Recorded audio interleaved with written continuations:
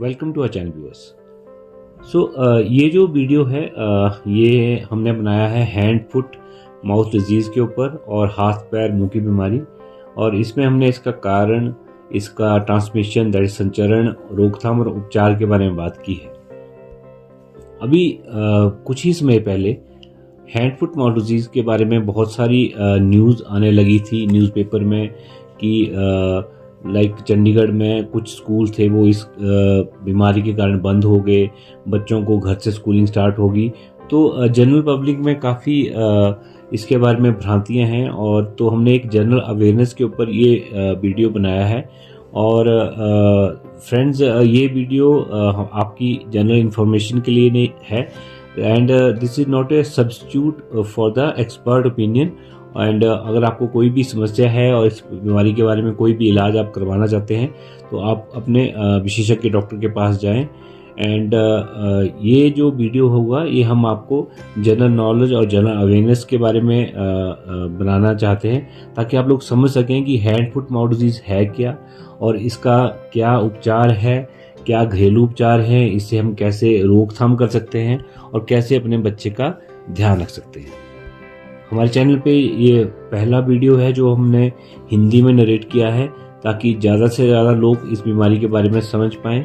और हम एक वीडियो जो है वो इंग्लिश नरेटिव में भी देंगे, ताकि हमारे बाकी जो फॉलोअर्स हैं, सब्सक्राइबर हैं, उन तक ये वीडियो अच्छी तरह पहुंच सके। सो दोस्तों, इस वीडियो में हमने इस बीमारी के बारे में पूरी बात की है कि ये कैसे फैलता है, what are the modes of transmission, और इससे कैसे रोकथाम की जाए, और इसका क्या सामान्य तौर पे क्या क्या उपचार उपलब्ध है।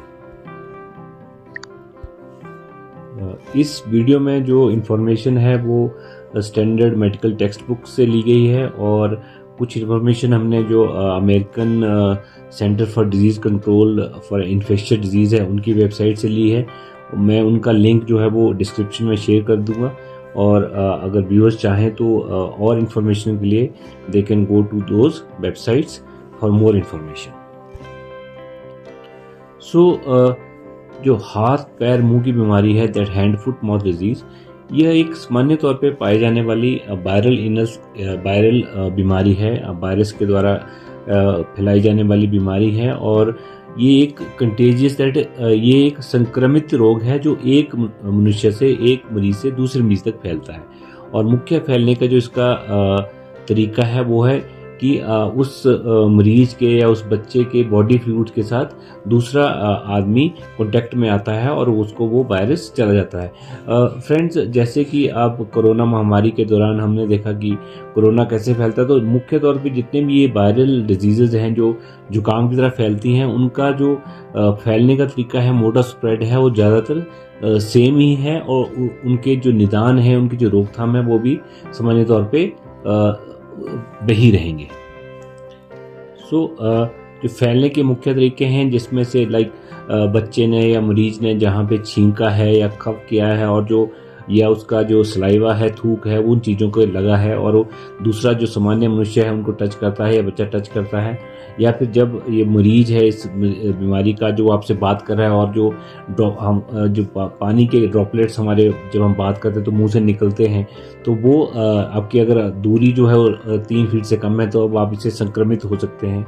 और या तो जो संक्रमित व्यक्ति या बच्चा है उसकी जो स्टूल है, यानी कि लैट्रिन है, या उसका जो पेशाब है, या उसके जो जख्मों का पानी किस चीज़ पे लगा है और उसको आप टच करते हैं, तो इससे ये बीमारी दूसरे मनुष्य तक, दूसरे बच्चे तक पहुंच सकती है। तो जैसे मैंने कहा कि मुख्यतः जो हैंड फुट माउथ डिजीज़ है ये जो 5 साल से कम साल के बच्चे हैं उनमें पाई जाती है, बट जो टीनेजर हैं, जो मतलब कि 13-14 साल के बच्चे हैं या बड़े हैं, उनमें भी ये वायरस जा सकता है। और मुख्य तौर पे जो इसका संक्रमण फैलता है वो गर्मियों में या पतझड़ के मौसम में फैलता है, जब हवा में नमी ज़्यादा होती है। और ज़्यादातर जो इसके इन्फेक्टेड बच्चे हैं, मरीज़ हैं, वो 5 से 7 दिन में बिना किसी इलाज के खुद ही ठीक हो जाते हैं। शुरुआती तौर में जो इसके लक्षण हैं वो कॉमनली होने वाले जुकाम की तरह होंगे, जिसमें आपको बुखार, नाक का बहना या गले में खराश या मामूली सरदर्द हो सकती है। जो अन्य नॉर्मल हमें जो जुकाम होता है बिल्कुल उसी की तरह लक्षण पाए जाएंगे। और बुखार के 1-2 दिन के बाद आपके गले में, आपके तालू के एरिया में या टॉन्सिल के एरिया में छोटे छोटे जख्म या अल्सर हो सकते हैं।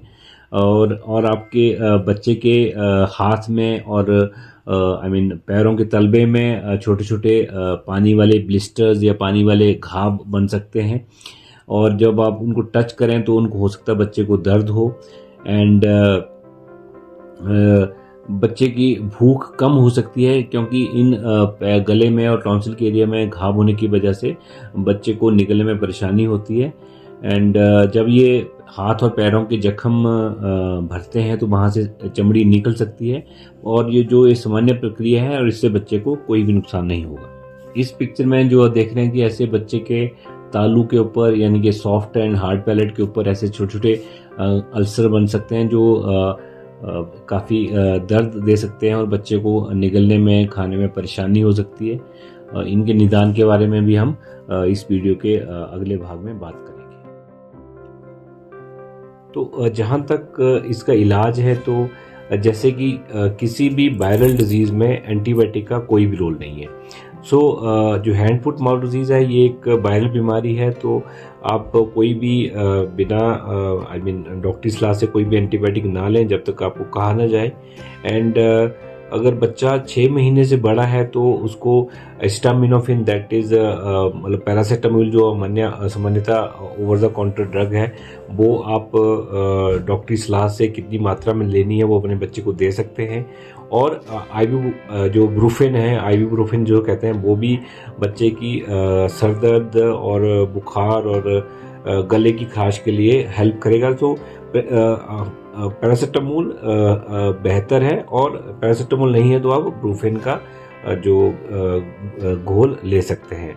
बट अगर बच्चे की आयु 6 महीने से कम है तो ब्रूफिन को नहीं देना है। सो friends, again I want to emphasize here that please don't start any medication based on the information available on YouTube or internet. Always take proper guidance and अपने प्रॉपर डॉक्टर से मशवरा लें, तभी कोई दवाई और मात्रा का सेवन लें।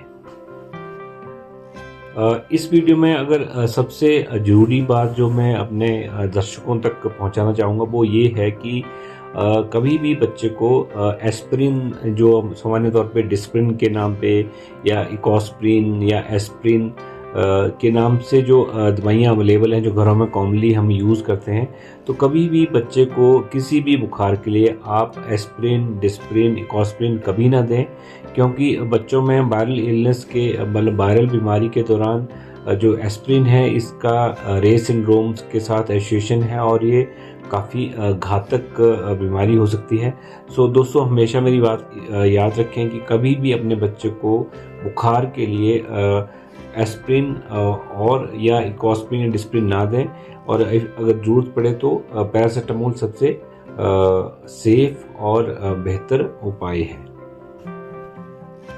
ये बात मैंने पहले भी कही कि ज़्यादातर बच्चे 5 से 7 या ज़्यादा से ज़्यादा 7 से 10 दिन के अंदर अपने आप ही स्वस्थ हो जाएंगे।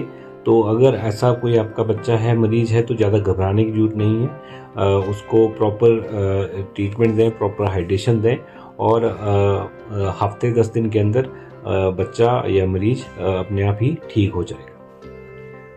ये जो जानकारी, इंफॉर्मेशन मैं आपके साथ शेयर कर रहा हूँ, ये सारी CDC की वेबसाइट पे अवेलेबल है, और आप उस पे जाके इन फैक्ट्स को वेरीफाई कर सकते हैं। लिंक जो है मैं डिस्क्रिप्शन में शेयर कर दूंगा। 1 साल से छोटे बच्चे को आप अपना दूध अगर पिलाते हैं या उसको फार्मूला फीड देते हैं, लाइक सेरेलैक वगैरह, तो वो जारी रखें, वो बंद करने की जरूरत नहीं है। जो नरम खाना, सॉफ्ट फूड्स लाइक एप्पल की, सेब की चटनी या मैश्ड आलू, मैश्ड पोटैटोज़, दलिया, अंडे, जो भी बच्चा पसंद करता है वो उसको खाने को दें, और थोड़ा थोड़ा करके उसको खाने को बोलें। जैसे कि मैंने बताया कि बच्चे के गले में, टॉन्सिल के एरिया में, तालू में घाव हो जाते हैं, तो उससे निकलने में उनको परेशानी होगी और बच्चा जनरली थोड़ा खाना अवॉइड करेगा। सो थोड़ा थोड़ा करके प्यार से उसको समझाएं और खाने के लिए दें। 1 साल से बड़े बच्चे को आप गर्म पानी दें, उसको उसमें चिकन की सूप या एप्पल का जूस, गर्म जूस दे सकते हैं। और ऐसे एंटासिड जैसे नॉर्मली जेलोसिल वगैरह एंटासिड जो लोकल एंटीसेप्टिक का काम भी करते हैं, उसका आधा चम्मच आप बच्चे को दे सकते हैं। पर अगेन ये ध्यान रखें कि किसी भी ऐसी दवाई में इकोस्प्रिन, डिस्प्रिन नहीं होनी चाहिए। इस बात का हमें विशेष ध्यान रखने की आवश्यकता है। बड़े बच्चे जैसे कि 6 साल से ऊपर का बच्चा है जो गरारे कर सकता है या कुल्ला कर सकता है, तो उसको आप आधा या 1/4 हिस्सा नमक 8 आउंस पानी में डाल के 1 आउंस 1 आउंस जो है वो 30 ml के करीब है, तो लगभग आप 200 से 250 ml पानी में आधा से 1/4 नमक डाल के उसको दिन में 3-4 बार गार्गल कराइए और बच्चे को कहिए कि इसको बाहर थूक दे, क्योंकि नमक वाला पानी अगर वो पिएगा तो उससे उसको उल्टियाँ लग सकती हैं। तो उससे उसके जो गले की खराश है वो थोड़ा शांत हो जाएगी। तो किन कंडीशंस में या किन परिस्थितियों में आपको अपने डॉक्टर के पास मिलना है? अगर बच्चे को, मरीज को बहुत ज़्यादा गले में दर्द हो रही है या बच्चा छाती में दर्द बोलता है या जो घाव हैं उनसे बहुत ज़्यादा पस आ रही है, बहुत ज़्यादा सोजिश आ गई है या उसके इर्द गिर्द बहुत ज़्यादा लालगी, रेडनेस आ गई है, बच्चा बिल्कुल भी निगल नहीं पा रहा है, तो उस कंडीशन में उसको बच्चे को हमें हो सकता है अलग से सलाइन वाटर देना पड़े। या फिर बच्चे को पानी की कमी के लक्षण हो रहे हैं, जैसे डिहाइड्रेशन हो रही है, उसके होंठ और जो आंखें हैं वो बिल्कुल सूख गई हैं, बच्चा रो रहा है और उसके आंसू नहीं निकल रहे हैं, आंखें अंदर धंस गई हैं, या बच्चे का तालू जो अंदर धंस गया है, बच्चे ने 4 से 6 घंटे के अंदर अपना डायपर गिला नहीं किया है, तो ये सभी लक्षण जो हैं वो आपको डिहाइड्रेशन या पानी की कमी के लक्षण हैं, जो इसकी सबसे कॉमन कॉम्प्लिकेशन है। तो इस बात का ध्यान रखना है कि अगर बच्चे में कोई भी पानी की कमी के लक्षण पाए जाते हैं तो आपने तुरंत डॉक्टरी सलाह लेनी है। और बड़े बच्चों ने अगर 6 से 8 घंटे में एक बार में यूरिन नहीं पास किया है या यूरिन बहुत ही गाढ़े रंग का आ रहा है, तब भी ये सभी लक्षण जो हैं वो पानी की कमी की ओर इशारा कर रहे हैं। 3 महीने से छोटे बच्चे का अगर जो टेम्परेचर है वो 100.4 यानी 100.4 से ज़्यादा जा रहा है, और अगर 3 महीने से ऊपर का बच्चे का टेम्परेचर 102 से ऊपर है और जो दवाइयों के साथ, पैरासीटामोल के साथ नहीं उतर रहा है, अगर बच्चा 4 साल से ऊपर है और उसका टेम्परेचर 102 से ऊपर है जो 3 दिन तक है और वो दवाइयों से नहीं उतर रहा है, और या फिर बच्चे को सीजर यानी कि दौरे की शिकायत हो रही है, बच्चा बात नहीं कर पा रहा है, बच्चा उठ नहीं पा रहा है, और बच्चा, जैसे मैंने कहा कि 5 से 7 दिन में या मैक्सिमम 7 से 10 दिन में बच्चा ठीक होना चाहिए। अगर इससे ज़्यादा बीमारी जा रही है तो आपको अपने डॉक्टर से मिलना चाहिए और इसका निदान लेना चाहिए। अगर हम प्रिवेंशन या इसकी रोकथाम की बात करें तो अभी तक कोई भी वैक्सीन जो हैंड फुट माउथ डिजीज के लिए अवेलेबल नहीं है। सो इसका जो prevention is the only cure. So हमें ध्यान रखना है, जैसे कि आपने देखा था कि कोरोना वायरस के टाइम भी शुरुआती दौर में कोई भी वैक्सीन नहीं है, तो हैंड फुट माउथ डिजीज़ के ऊपर भी वैज्ञानिक काम कर रहे हैं, और मैं उम्मीद करता हूं कि निकट भविष्य में इसका वैक्सीन आ जाएगा, पर तब तक हमें जानकारी ही इसका रोकथाम है। सो जो वायरस है वो पहले हफ्ते की जो बीमारी होती है, जिसमें बच्चा पहले ही हफ्ते बीमार होता है, उसमें सबसे ज़्यादा वो संक्रमण फैलता है, तो हमें ज़्यादा सावधानी बरतने की ज़रूरत है। परंतु 1 हफ्ते के बाद भी जब बच्चा या मरीज़ ठीक हो जाता है, तब भी ये शरीर में रह सकता है और इससे इन्फेक्शन दूसरों को फैल सकता है, तो हमें परहेज रखने की ज़रूरत है। हमें बच्चे को सिखाना है कि वो अपने जख्मों को बार बार ना छुए, मुंह में फिंगर्स यानी उंगलियां या खिलौने ना डाले, अपनी आंखों को बार बार ना मले। ये सभी चीज़ें बच्चे को सिखाने की ज़रूरत है। अगर बच्चा समझ पाता है जब भी बच्चा छींके या खांसे तो वो किसी टिश्यू में, किसी रुमाल में या फिर बाजू को मोड़ के उसमें छींके, ताकि जो ड्रॉपलेट्स हैं वो ज़्यादा ना फैलें। और सबसे जो इम्पॉर्टेंट है वो है कि हमें अपने रेगुलरली जो अपने हाथ हैं, स्पेशली जब हमने किसी ऐसी संक्रमित चीज़ को छुआ है, तो अपने साबुन और पानी के साथ मिनिमम रनिंग वाटर के साथ, यानी कि नलके को चला के उसके नीचे 2 मिनट तक धोने हैं, और अल्कोहल के वाले जो डिसइंफेक्टेड हैं वो इस्तेमाल करने हैं। तो जो बच्चे के बाथरूम वाले चीज़ें हैं या खिलौने हैं और अन्य चीज़ें जो बच्चा इस्तेमाल करता है, उनको अच्छी तरह से पानी और साबुन के साथ धोएं, और उनको जो अल्कोहल वाले जो सैनिटाइज़र हैं उनके साथ उसको सैनिटाइज़ करें। क्योंकि जो वायरस है इन चीज़ों पे, जहाँ पे बच्चे ने फ्लूइड्स या उसके सिक्रीशंस लगे हैं, उन चीज़ों पे काफ़ी समय तक रह सकता है। और संक्रमण के दौरान स्पेशली जो अन्य बच्चे हैं और जो लोग हैं, वो मरीज़ के साथ जो चीज़ें लाइक गिलास और उसके बर्तन या रुमाल या उसके टॉवल्स ना शेयर करें, और संक्रमण के दौरान बच्चे को हग करना या किस करना अवॉइड करें।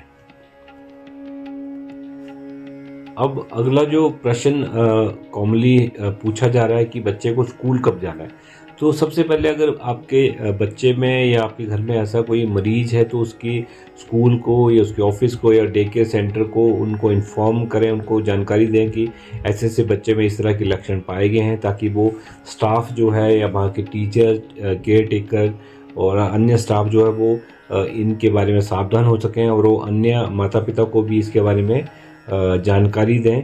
और जो इसका बच्चे को तब तक स्कूल ना भेजें जब तक उसको फीवर जो है वो कम से कम 1 दिन तक वो बिना बुखार के होना चाहिए, और उसके जो जख्म हैं, जो मुंह के जख्म हैं, हाथ के जख्म हैं, जो ब्लिस्टर्स हैं, वो बिल्कुल हील हो जाने चाहिए। और फिर भी अपने लोकल गाइडलाइंस को या लोकल डॉक्टर को पूछें कि कब आपका बच्चा जो है वो पुनः स्कूल लौट सकता है। दोस्तों ये इम्पॉर्टेंट है, और एक जिम्मेदार नागरिक होने के तहत हमें ये ज़रूरी है कि हम इंफॉर्मेशन औरों के साथ शेयर करें, ताकि और बच्चों में ये बीमारी ना फैले।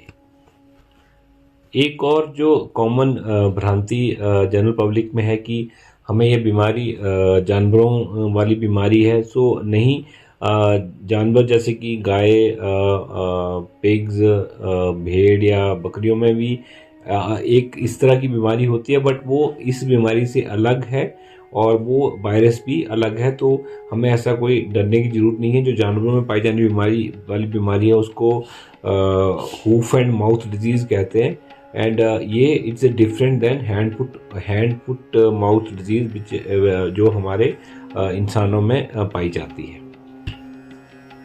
So quickly the recap of this video. So hand foot mouth disease जो है ये 5 साल के कम बच्चों में होती है, पर ये किसी को भी संक्रमित कर सकती है, बड़े लोग भी इसका शिकार बन सकते हैं।